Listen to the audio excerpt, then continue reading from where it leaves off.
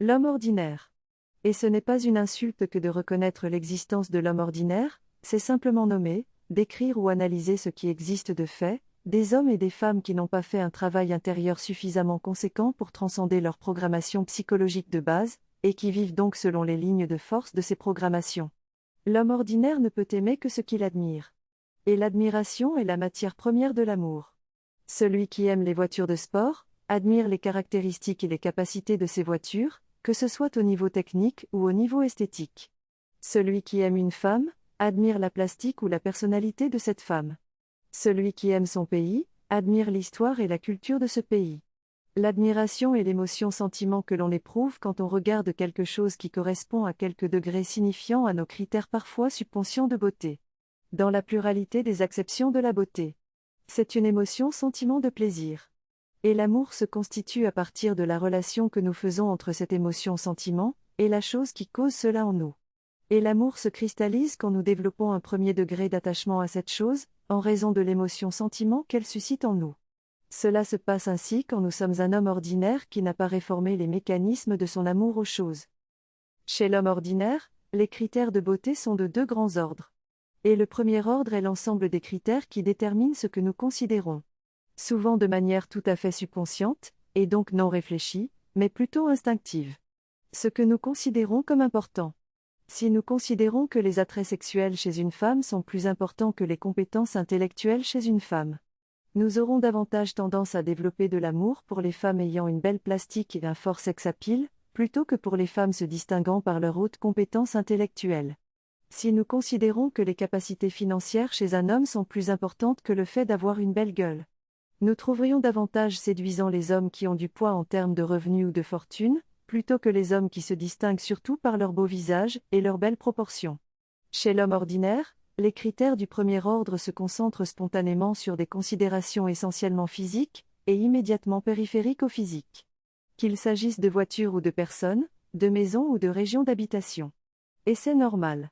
Le second ordre de critères est l'ensemble des critères que nous considérons comme touchants. De quoi s'agit-il ? Une chose est touchante pour nous, quand elle caresse nos vulnérabilités et nos fragilités. C'est-à-dire quand elle fait écho à ce que nous avons encore de petit en nous, mais qu'elle le fait avec une certaine douceur, allant jusqu'à le présenter comme une forme de grandeur. Quand nous sommes un homme ordinaire, nous apprécions beaucoup de voir nos petitesses dépeintes adroitement comme des choses merveilleuses. La mécanique de l'amour chez l'homme ordinaire est affectée par une pathologie particulière, qui est si courante et si commune qu'elle n'est pas vue comme une pathologie. Pour l'homme ordinaire, devenir beau et rester beau représente un effort qui devient de plus en plus difficile au fil du temps. Et la part de beauté que la nature aura donnée à certains, s'étiole irrésistiblement dans le temps. La beauté dont nous parlons ici, embrasse bien des aspects, depuis le fait de gérer son poids, sa santé et son style, jusqu'au fait de développer et de consolider son statut social. Il y a aussi des hommes ordinaires qui n'ont jamais reçu aucune part de beauté, ou une part si petite qu'elle n'a jamais été suffisamment consistante pour devenir une source d'estime de soi. Tout cela conduit l'homme ordinaire à un moment donné. Et cela arrive souvent très tôt dans la vie dans certains domaines, et plus tard pour d'autres domaines. Tout cela le conduit à ramener à peu près à zéro son exigence de critères de beauté pour aimer les choses.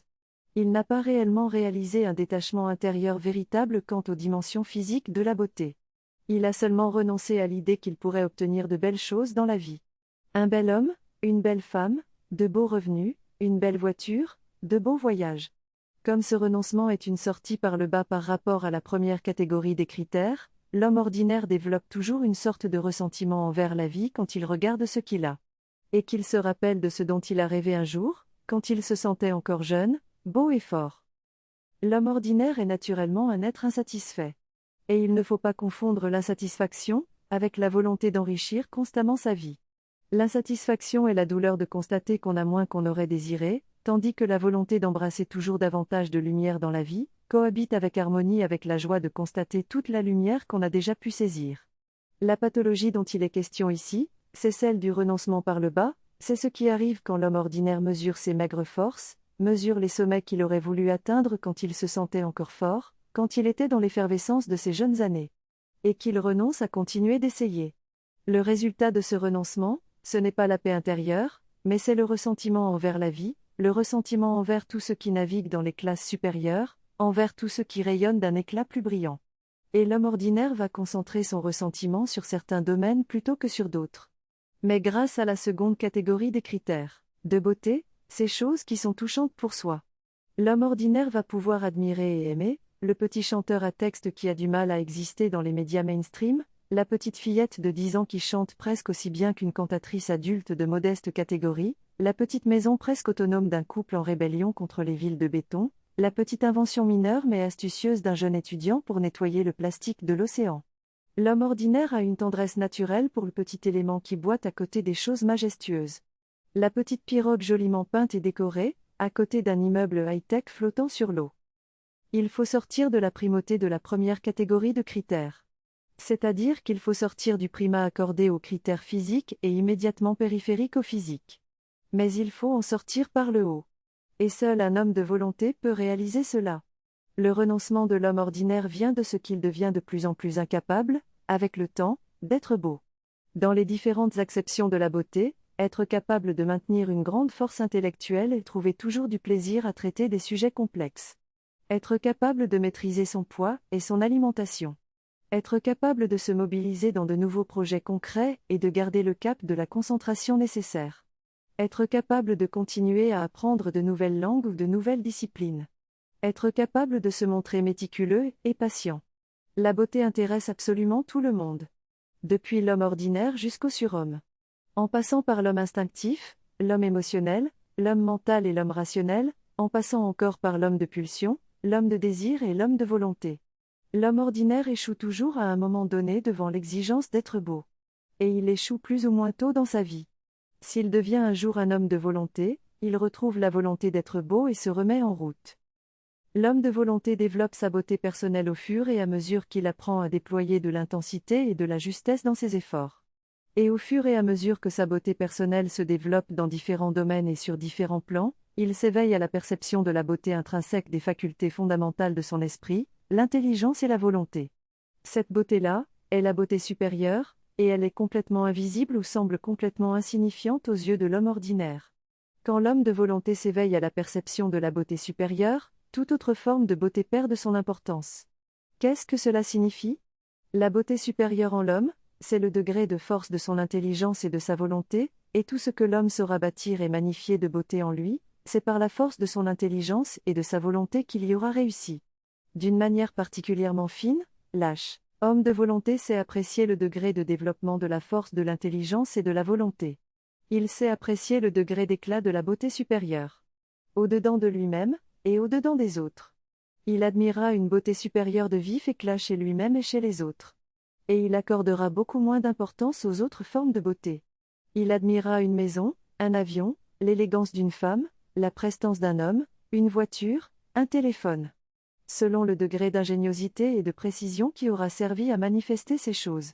Par exemple, le raffinement et l'élégance d'un homme de 50 ans sera à ses yeux une chose bien plus belle que la beauté brute d'un jeune homme de 19 ans. Et par exemple encore, le décollage d'une navette spatiale sera pour lui une chose bien plus belle que le petit dessin mignon d'un enfant de 5 ans. Il conserve, certes, une tendresse pour le petit élément qui boite, mais sa reconnaissance est plus vive devant ce que le travail de l'intelligence et de la volonté aguerrie peut produire. Si nous parlons de l'amour tel qu'il est vécu chez l'homme ordinaire, un attachement à la chose qu'on admire, il faut dire que l'homme de volonté aguerri n'aime pas. N'aime plus. Il a de la tendresse pour le petit élément qui boite, mais c'est une tendresse sans épaisseur qui ne développe aucune espère d'attachement. Ce n'est même pas vraiment une vraie tendresse, c'est davantage un regard amusé teinté de bienveillance. Et la chose est oubliée aussitôt que le regard se porte ailleurs. Nous ne disons pas que l'homme de volonté ne ressent plus rien, il ressent de l'admiration pour toute manifestation du travail de l'intelligence et de la volonté. Y compris quand ce travail signifie les efforts qu'une personne fait, et les succès qu'une personne obtient, pour maîtriser son corps physique, son système instinctif, son système émotionnel et son système mental. Et sans que cela ne signifie jamais de l'attachement, l'homme de volonté peut éprouver le désir de conserver une relation avec une personne, avec un groupe, avec une entreprise. Si la chose manifeste et maintient une forte intelligence et une forte volonté. Faut-il rappeler qu'ensemble, une forte intelligence et une forte volonté produisent naturellement les qualités de bienveillance et de respect ? Et certes, la bienveillance n'interdit pas d'analyser les problèmes d'un système qu'on étudie. Et ici, nous avons jeté un regard analytique sur l'homme ordinaire. L'homme ordinaire n'est pas une chose digne d'admiration, oui, nous osons le dire, et vous ne devriez jamais vous résigner à rester un homme ordinaire. Vous pouvez évoluer et quitter le cercle de l'ordinarité. Devenir un homme de volonté.